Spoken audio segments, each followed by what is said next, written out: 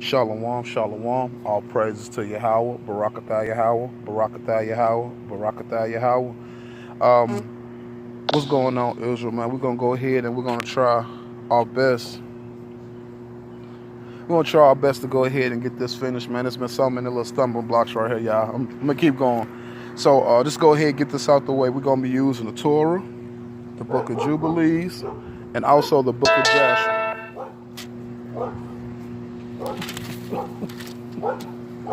All right, so let's go ahead. We're going to start at, come on, man. We're going to start at Genesis 15, and it says, starting at verse number 13, and he said to Abram, know with certainty that your offspring shall be aliens in the land not their own, and they will serve them, and they will oppress them 400 years, but also the nation that they will serve I shall judge, and afterwards they will leave with great wealth. And as for you, you shall come to your ancestors in peace, and you shall be buried in good age. You shall be buried in good age, and the fourth generation shall return here. For the iniquity of the Amorite shall not yet be fulfilled until then. So it's letting you know Abraham's descendants going to go down into this land 400 years, and they're going to come out of this place, right? So let's go. Close that up for right now. Let's go to the book of Jasher.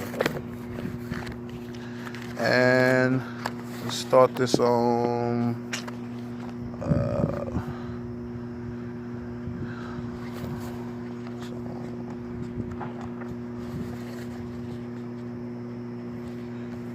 Jasher. It's about the 50s.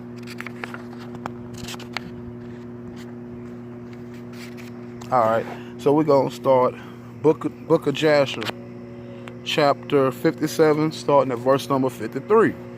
And Esau answered, saying, thou speakest falsely and utterest lies, for I sold not anything belonging to me in all this land, and thou sayest neither did my brother Jacob buy aught belonging to me in this land. So stop. We know for a fact Jacob sold his birthright to Esau. We know this. So what's going on right in here? After Jacob died, Joseph is coming and he wants a part of his inheritance. But Esau plays the game with him and lies to him and says, I have not sold my birthright. But you got to keep this in mind. Joseph only knows because of the records. Because Joseph was not old enough when this happened. Okay? So this is Edom, first off, trying their best not to give over their birthright, and Esau had actually mobilized the Canaanites. And for anybody who might be kind of lost, when you go towards the end of the book of Genesis, there's actually wars going on in the background. And this book talks about these Canaanite wars. Let's keep going. Let's keep going. And we're going to show you just building up, letting this precepts build up so you can see this on your own. And start verse 16. And it says, and all of these kings and the kings of Edom and the children of the east and all the children of Ishmael and Zepho, king of Chittim, went forth and arrayed all their host in Hebron. So what's happened? Esau, like I said, he has amalgamated and he has these Canaanite kings who are now working for him. Now, why is Esau trying to do all of this? It's very simple. Because when it came time for Esau to want to give up that birthright, he didn't want to do it. In fact, you know what? Let's go back. Let's go back.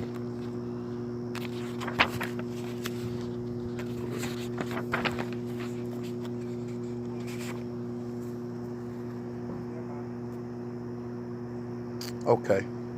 And it says, all the sons, it says, and when Esau saw Naphtali had gone to fetch the records, him and his sons increased their resistance against the cave, and Esau and all his people rose up against Joseph and his brother to do battle.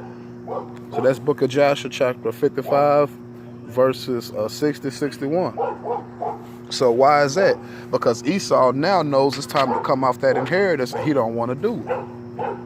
So what does he do? He mobilizes these Canaanite kings to help him fight to come against us. Let's keep going. So now we're back in chapter 64. Start at 19. And all Egypt heard the report, and they also gathered themselves together, and the people gathered themselves together, and the people of the land of Egypt and all the cities belonging to Egypt, about 300,000 men. And the men of Egypt, also the children of Israel, who were in Goshen in those days, who were in those days in the land of Goshen, to come to them in order to go fight with the kings. And the men of Israel assembled and were about 150 men, and they went to battle to assist the Egyptians. So why? What's happened? Remember, Edom is confederate with the king of Africa. And I know I'm jumping around. I'm going to have to get to that in a second. So Edom is now going to take the Egyptians to war and us to war. This is what ends up happening. Verse 31. And all the Egyptians fought with the kings opposite of Pathros and Tatpanhes, and the battle was severe against the Egyptians. And the kings were stronger than the Egyptians in the battle.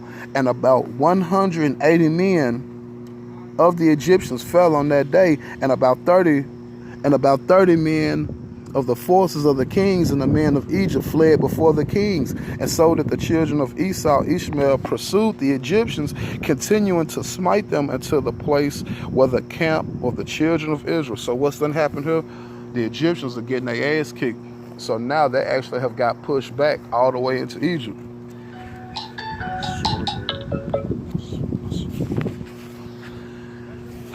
Okay, let's keep going. And it says, all right, let's keep going. Let's go down here to 34. And it says, and all the Egyptians cried unto the children of Israel, saying, hasten to us and assist us, save us from the hand of Esau, Ishmael, and the children of Chittim. And 150 men of the children of Israel ran from their stations to the camps of these kings. And the children of Israel cried up to the Lord their God to deliver them. So the children of Israel went and prayed for help. And this is how they was able to defeat these 5 Canaanite kings with the children of Ishmael and the children of Edom, right? Now this is when it gets interesting right here.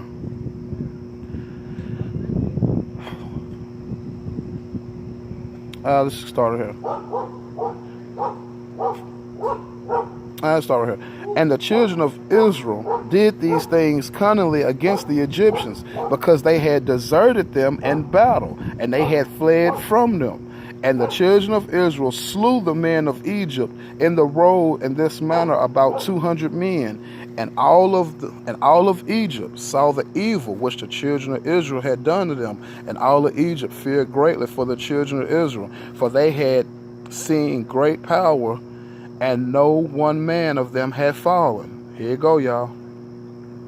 So all the children of Israel returned with joy to the road to Goshen, and the rest of the Egyptians returned, each man to his place. And it came to pass after these things that all of the counselors of Pharaoh, king of Egypt, and all of the elders of Egypt assembled and came before the king and bowed down to the ground, and they sat before him. And the counselors of Egypt spoke unto the king, behold, the people of the children of Israel is greater and mightier than we are. And thou knowest all the evil which they did to us on the road when we returned from battle. So stop. What's done happened? The Egyptians have now went bowed down to Esau and the Canaanite kings, because they left us abandoned fighting their fight, and we won, and the Egyptians that we caught on the walk back, we killed them before we got back. So they went and made an agreement with Esau and Ishmael and the kings of Canaan. And what ends up happening, y'all? All right, so now let's go to the book of Jubilees. Go to the book of Jubilees. Let's go to page 46. And it says, and the king of Canaan was victorious over the king of Egypt, and he closed the gates of Egypt, And he devised the evil device against the children of Israel, of afflicting them, and said to the people of Egypt, wait. Now slow down, y'all. Who is this king? He's an Amorite. Do y'all understand where this is going? I'm showing y'all that an Amorite king is the actual Pharaoh of Egypt during our time. Why? Because, behold, the people of the children of Israel have increased and multiplied more than we. So let's stop. Now, let's go back into the Torah.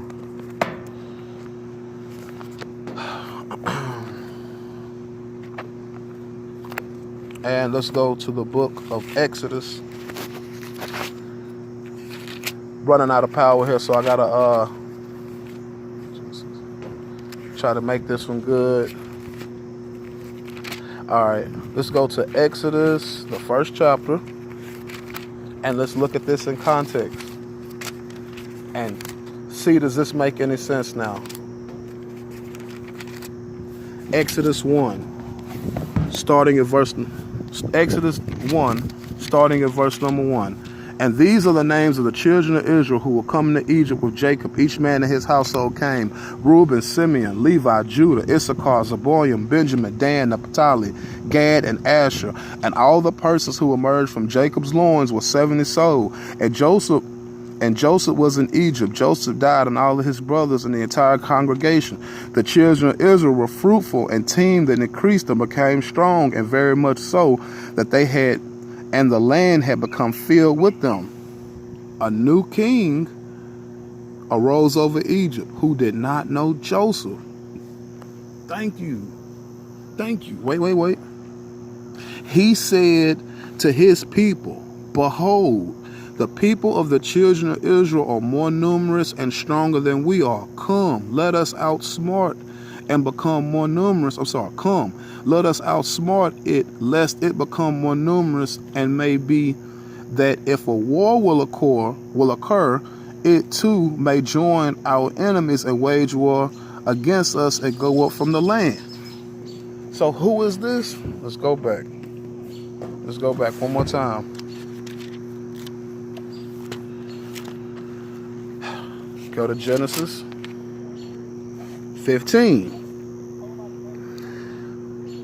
Verse number 15. As for you, you shall come to your ancestors in peace. You shall be buried in good old age, and the fourth generation shall return here. For the iniquity of the Amorite shall not be fulfilled until then. Let's go back. Book of Jubilees, once again.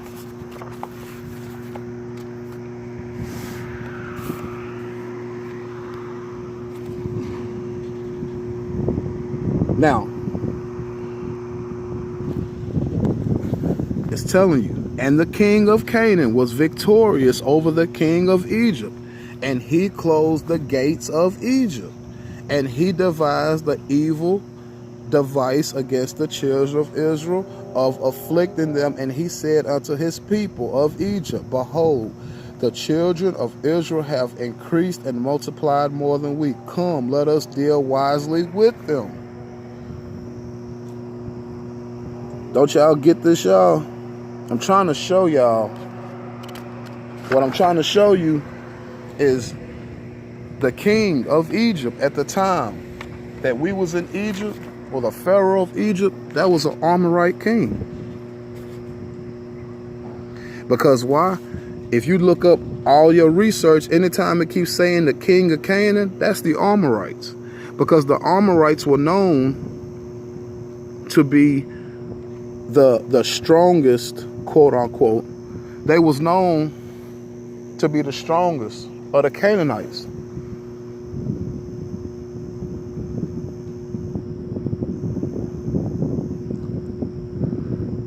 Let's just go ahead. Start with verse number 9. And the king of Egypt went forth to war with the king of Canaan in the 47th Jubilee in the 2nd week of the 2nd year. And the children of Israel brought forth the bones of the children of Jacob, save the bones of Joseph.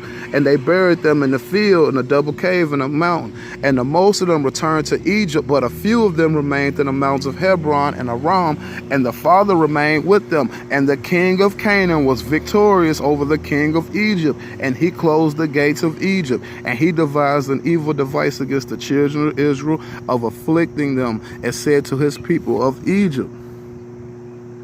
That's checkmate, y'all. This is an Amorite. The king of Egypt, the king of Canaan is an Amorite. And remember, we just showed you in the book of Jasher, the Egyptians went and bowed down to this king for help. And they went and bowed down to Esau against us. We're going to continue building on this, but we're going to stop with this. I want to say, Kahala Yahweh, Barakatah Yahweh, Barakatah Yahweh. I might do this one over, but until then, Shalom.